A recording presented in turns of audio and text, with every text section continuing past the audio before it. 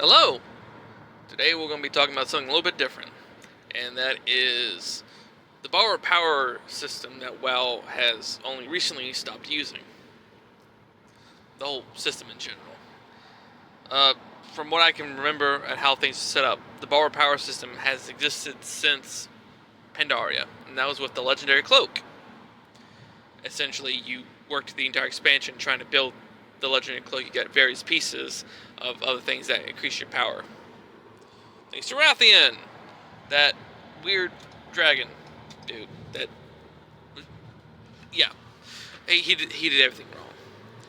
It was carried over into Worlds of Draenor with the ring that you slowly built up over the expansion. But those two examples are not as bad as things would get. Legion had the artifact weapon, which I think was the best system of all of them. Then you had Battle for Azeroth, the Heart of Azeroth, and the Azerite Armor, the worst version of that system. And then second to worst. The worst version would be the Covenants and Shadowlands. Now, we're going to jump back to Legion. The artifact weapon to me was the perfect system that they should have continued going forward with. Yes, the artifact weapons tree wants to get maxed out. There's no more new growth, essentially. But, yeah. After you unlocked all the passives and other extra abilities for your weapon, you got another little circle to fill up, which was just the artifact item level. The more points you put into that, the more times you level that little other object, little circle up, the higher the stats in the item level of that weapon got. 1 or 2 levels didn't make much of a deal, but when you're putting enough time into level up 24 times extra, then that makes a big deal, because now you have the equivalent of, you go from the equivalent of maybe pre-dungeon gear to mythic dungeon gear, or even heroic raid gear, if you put enough time into it. Yes, there were some issues with it. The fact that some classes had multiples of these. Druids had 4. So if you tried to level up all 4 of them at once, you were playing a long time. Which, during Legion, I was playing a lot, so it didn't bother me very much. But overall, the artifact weapon should have been carried over. The way I viewed it during Legion was the artifact weapon was a way for me to keep up with the rest of my guild. Even though I was playing a lot, my luck in that game was terrible. And I didn't always do things to get more item level. I would farm food and herbs and minerals and all this stuff to sell to help put money in the guild bank, to help buy things needed for raid, to help gear up other people, because at some points we get new people in, and we gear them up real quick to bring them to raid, or we need to run someone's ult through things, so we were running keystones that were way lower than what I need gear from, that kind of stuff. So yes, even though I was playing a lot, I wasn't always doing stuff to get the best gear. Even when we did do raiding a lot, the way we gave that gear, the goal was to bring everyone up at once, or try to bring everyone up together as best we can. You can often do your own raid if you wanted to, but the guild raids, we would try to bring everyone up together. So if it was an upgrade for 2 people, who got the bigger upgrade? If it was a tier piece for multiple people, well, what tier are you working on? Is this going to be a second piece? Which piece? Is it first piece? Well, okay, this is going to be this guy's second piece, so we'll go ahead and give it to this guy who needs the second piece. Is this going to be your second piece? Okay, good, we'll give it to you because this guy just needs the third piece. Is this your 4th piece? Okay, you take priority over everyone else because this is your 4th piece, you're ready to go. Stuff like that. Or we would also prioritize stuff like, are you just rolling this to probably get Titan Forge off of this? Then we'll do that way. Legion had a very particular way to get gear. There's other ways to get gear. You could craft it certain ways, and they constantly, every patch, added more stuff to make it where crafted gear could be leveled up higher, which is always useful.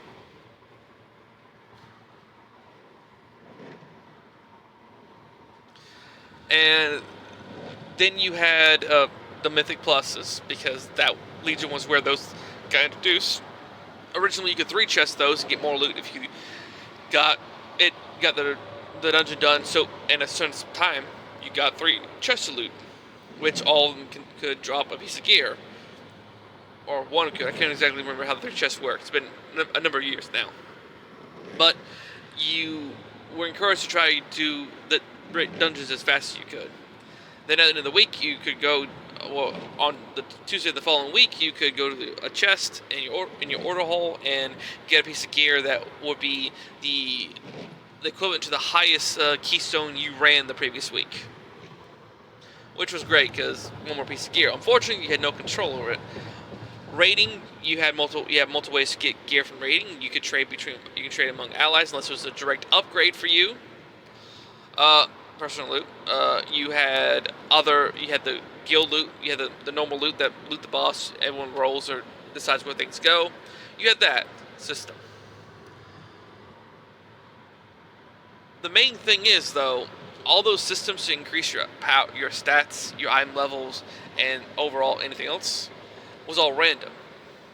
Even the legendaries, until the last patch of the expansion, the last raid patch of the expansion, Argus, the new zone Argus. Until that came out, we had no control over what legendaries we could get. All of them random. I got the necklace that gave you a bubble shield, and I had that from before Emerald Nightmare all the way to a few weeks before Karazhan. I mean, it's not Karazhan. A few weeks before Nighthole came out. That was my own legendary, and I was, like I said, playing every day, in between 4 to 10 hours a day. If it was weekend, I would wake up and play the game all day after I did the few things I need to do. So yes, I had bad luck when it came to drops. The drop rates were increased over time, but still, the fact that everything was random to increase your power, it locked quite a few people out from being able to progress as well as they want to. Because those of you who play Legion, a lot of your damage and healing and tanking abilities relied purely on random procs hitting at just the right time. You could have 2 mages built the exact same way, but the damage would be severely different, even if they were playing the exact same way with the same rotation, because of the proccing system, the random procs. The damage could be wildly different, but that was part of the fun of Legion. It was fun. The artifact weapon was the only constant. The artifact weapon was the only way you could reliably increase your power, and you can control that. Yes, there were caps built into the artifact weapon every now and again. Every time at the very beginning, they had it capped at, like, I think 25 artifact levels, or prestige level things. We'll call it prestige level for right now, because I can't remember the exact term for it. I haven't looked at the artifact weapon tree in a while. But we'll call it prestige levels. You could have, I think the original cap was 25, and people were hitting that. So they released a patch that upped the artifact level to 50. And then they squished down, then they made it where there was this it took a while to get there. And then midway through, I think another patch, what they did was they kept it at 50. But because it took so much experience, so much artifact to get there, what they did, no, sorry, I'm messing up. They upped it again with the whole Order Hall mount thing, the big Order Hall mount quest line. At some point they upped it again, and they had other nodes that just straight up increase your damage and increase all your stats by 10%, and a few other stats here and there, and then you could put everything back into the level up system again. And when you did that, what they did was they decreased how much artifact power you need from 25 to 50, and added more levels on top of 50. So essentially, if you already were at 50, when the squish came down, you got moved above 50 because you already had all this extra artifact power built up, and they just moved the bar backwards, which was nice of them. But ultimately, artifact power the artifact system should have stayed. The fact that all the classes gave up their artifact power at the end of Legion, If there was a quest to explain it, I never did it. But I just don't like the fact that it doesn't sit right with me that all these artifacts that I put time into just got wiped the fuck out.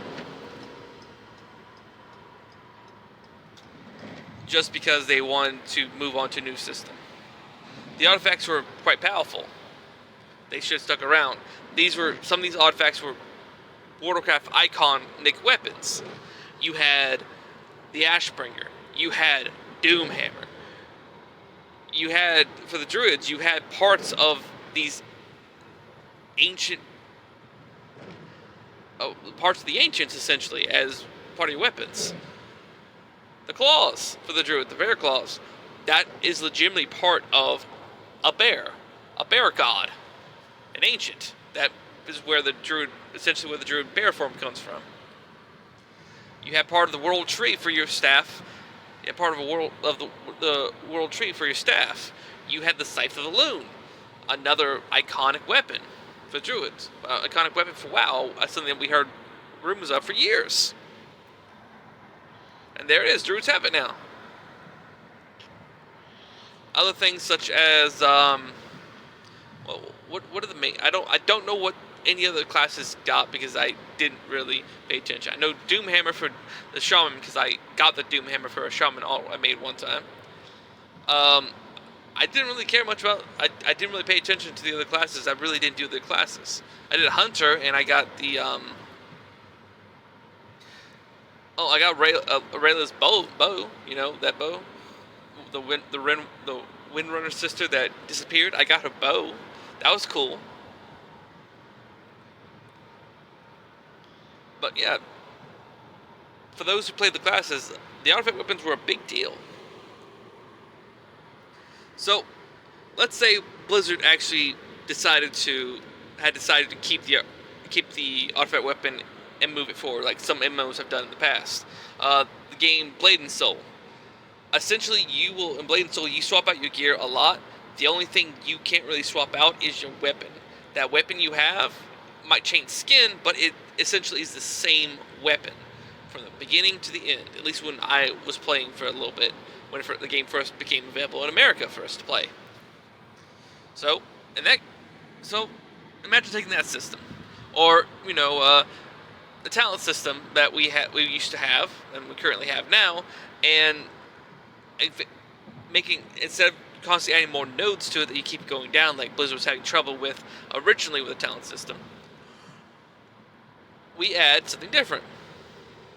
So let's start with this magical wonderland of what could have been. Legion ends. The artifact weapons are in the hands of the players, and Battle for Azeroth's about to start off. At this point in time, those weapons are as strong as they can get. They can't get any stronger. We've powered them up all the way, more or less. So how do we continue the growth of these weapons into the next expansion? Well, we keep the Heart of Azeroth. That's the first thing. The Heart of Azeroth necklace, we keep it. But instead of adding artifact power to the weapon anymore, we added the Azerite power to the necklace, like we originally did in BFA. But instead of Azerite armor, we add Azerite shards to the weapon. Essentially, we unlock to the necklace essentially, or we add a shard to the weapon to tie it to the necklace. Essentially, we attune our weapons to our necklace, and from there we're able to pump more Azerite into the Heart of Azeroth and unlock extra abilities in our necklace that basically unlock extra abilities into our weapon. So we can start adding extra damaging features, like the basic one is you choose the damage type you normally do. So if you're doing spell damage, you throw in you get a spell damage boost, or you throw healing stuff, and essentially you identify what you most commonly going to be doing with this weapon, and you apply a passive that increases that overall. So you unlock that tree for that tree for that weapon. Simple as this right there. Now we take the Azerite armor passive wheels that they had, and we apply that to we could apply that to the either Heart of Azeroth itself. As you level up, you unlock different levels of the wheel to improve yourself, and could those passives could be either stacked up where we choose a list of passives to choose from, so we can customize the passives we had.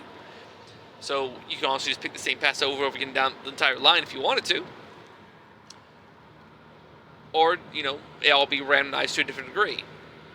That doesn't work well for what I want to do, though. So what can be done instead is, in order to encourage us to still do content and keep powering through things, they have shards be random drop chances from multiple sources. So the same shard can drop from multiple things. It is a higher chance at certain ones than others. And that those shards are basically the passives that were put into the Azerite armor, but now they're an actual item we can go out and farm and get the ones we want. So instead of farming a piece of gear that then is randomized, has randomization attached to the passives you can choose from on the item, if your Heart of Azeroth is leveled up high enough, on top of the randomized stats and everything else, you don't have to worry about that. We upgrade the Heart of Azeroth, increases the power of our weapon, increases the stats of the necklace and the weapon at the same time, and we farm shards that contain the passives that we want to add to our character that overall get socketed into either the Heart of Azeroth necklace or the weapon. That's where it can kind of be split between the two. It'd be kind of cool if we added to the weapon, like we are just imbuing our weapon with the shards. We just bring the shard near it and kind of bonds to our weapon. That would be a cool thing. Other things so that's basically how things work in BFA. And then when it gets to the whole the shard piece that goes to the necklace, like they were doing, we can still do that. That way you have the special Heart of Azeroth proc things, and then you have things all the bonuses you want for your class or to your spec and class that you got from Azerite armor is on the weapon, and you can go out there and farm the individual ones you wanted from multiple sources. That's the important part. Multiple sources. So moving on from Battle for Azeroth to Shadowlands, this is where things can get a lot easier.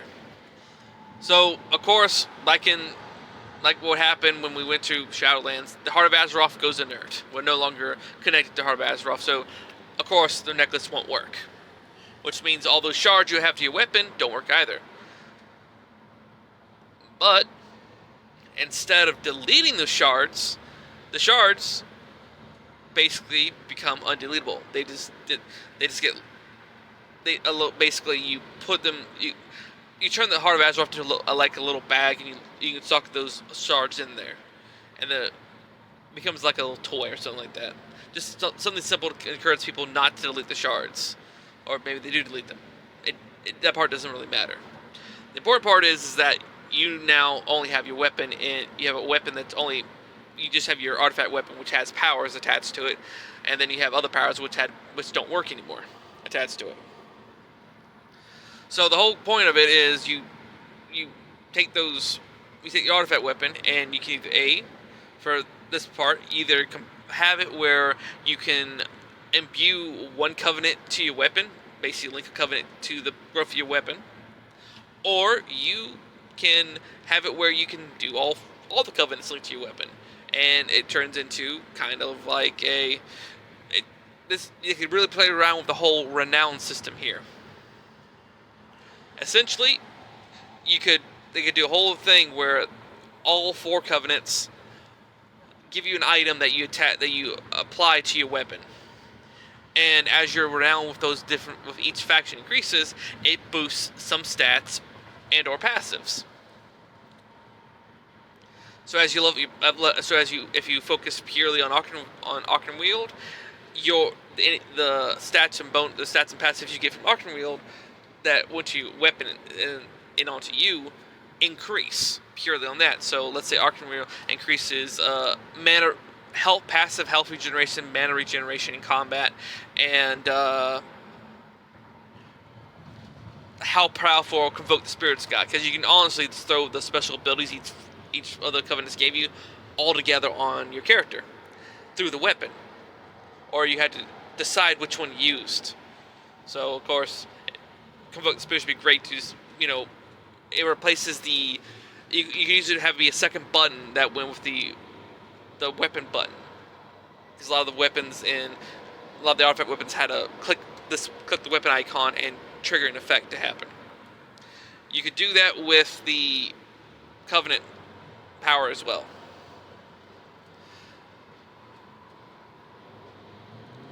So that's if. So we can essentially just have it where you choose a Covenant and it affects your weapon, and it improves the stats that associate with you and that's all tied to your weapon.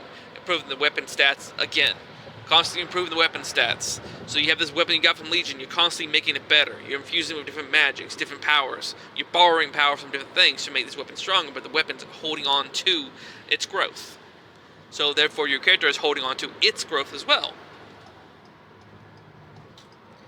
Of course, because the ults and whatnot, the weapon will be kicked up to its current version once they get to that level. So the moment you start Shadowlands, your weapon gets kicked up into Shadowlands level immediately.